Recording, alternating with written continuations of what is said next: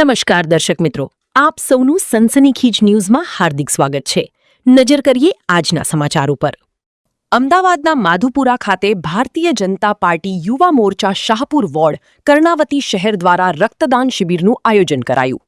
રક્તદાન મહાદાન છે અને જ્યારે યુવાઓ આવા કાર્ય થકી આગળ આવે ત્યારે દેશ, રાજ્ય અને શહેર હંમેશા વિકાસ તરફ આગળ વધતો જોવા મળે છે। તેવું જ એક સેવાકીય કાર્ય ભાજપ શાહપુર વોર્ડના યુવા મોરચાના યુવાઓ દ્વારા કરવામાં આવ્યું।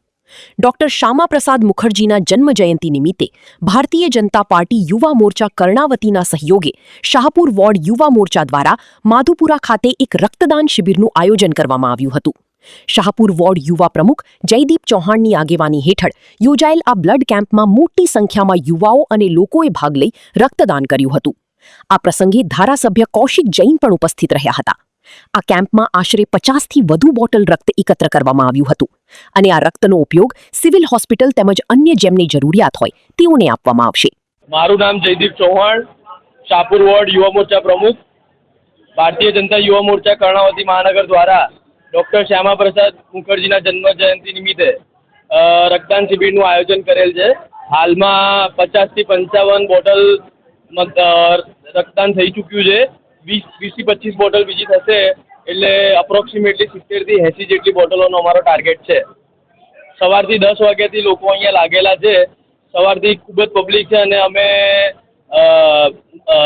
રક્તદાતાઓ માટે પૌવાની વ્યવસ્થા કરેલી છે, ORSની વ્યવસ્થા કરેલી છે અને તેમને પ્રોપર તેમનું ધ્યાન રાખવામાં આવી રહ્યું છે। રક્તદાનમાં હાલમાં જેમ કે સિવિલમાં કે કોઈ પણ કેન્સર વિભાગમાં ત્યાં હાલમાં રક્તની અમુક વાર બહુ અર્જન્ટમાં જરૂર હોય છે, રાઈટ?